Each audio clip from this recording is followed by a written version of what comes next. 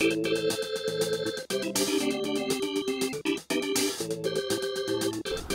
the K&B Cooperative, it's the adventures of Karl and Bernie. This douchebag. What was I saying? You're complaining about people using umbrellas to stay dry. No, that's not what I was complaining about. Forgive me. Well, I'm Mac Welch, and I play Karl in the Karl and Bernie. I'm Mike Hull, and I play Bernie in Karl and Bernie. We're recording 3 new episodes for the Karl and Bernie, the new Karl and Bernie podcast. We were doing it as a video series for a while, and now we're going audio because it's a hell of a lot easier. What the fuck are you doing here? Al, you don't understand. Hey, douchebag, let the man speak for himself. Right, but hey, shut the fuck up, you. Keep it down out there! Thank you. Can you please state your name and what it is that you do for your career? Jason Bailey, B-A-I-L-E-Y, and I'm the writer-director of The Adventures of Karl and Bernie. Today we're here recording the first 3 episodes of the 2nd season of Karl and Bernie, but it's the first season that's been done as an audio-only podcast. It was becoming really prohibitively difficult to make the films, to make the webisodes.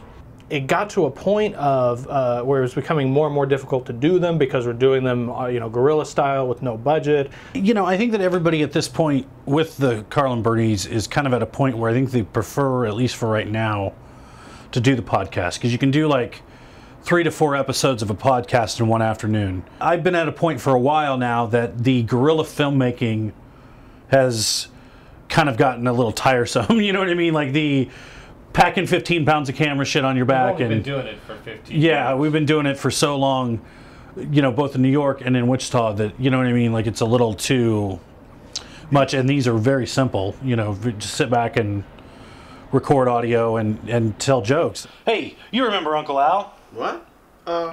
No. Tina's husband. Tina's husband is Bob.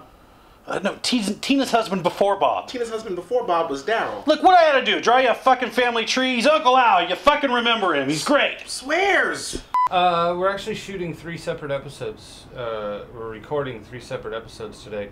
How Karl and Bernie met, which is actually, kind of we had planned to shoot that one next. So that's the first one that we're recording as a podcast. And then the second one is Karl and Bernie Rent a Hobo, and then the third one is Karl and Bernie Quit Smoking. The concept of the first one is actually to do a flashback episode where we find out how Karl and Bernie first met.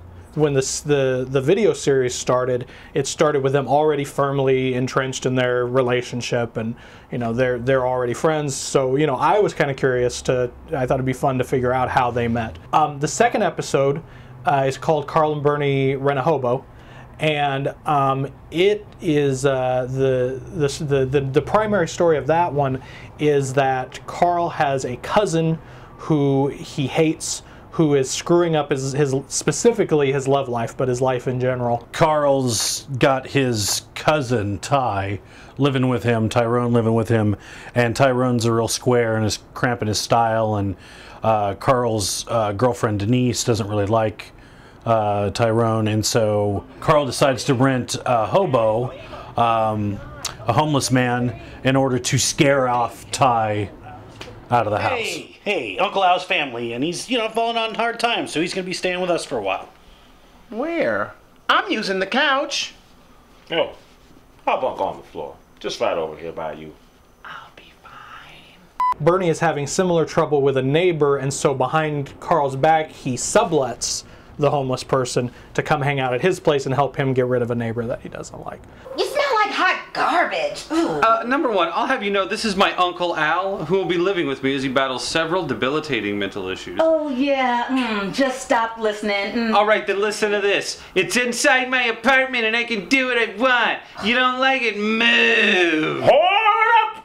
The whore and you fucking whore trap! Well played, Al. For some reason, there's a stretch of hobos happening in these podcasts. In the words of my Uncle Al, whore, whore, bitch, whore. Stay inside your bitch box till Tuesday! Tuesday! So now what, Tammany Hole? This is a real example of where the actor comes into play. I mean, it was, words on a script, but Ernie really brought the character. Action. From the K&B Cooperative, it's the adventures of Karl and Bernie. The third podcast, which is Karl and Bernie and Quit Smoking, begins with a long dialogue where Karl is complaining to Bernie about people and how people in New York act with their umbrellas. And you know who the worst people are? The worst ones? I can't imagine. The fuckers with the giant cocoon goddamn umbrellas taking up half the sidewalk. Oh, these jerk asses should all get cancer in the eye. It's kind of a harsh sentence, don't you think? Hey, it's a city of 8 million with an M people. And then what the Quit Smoking is?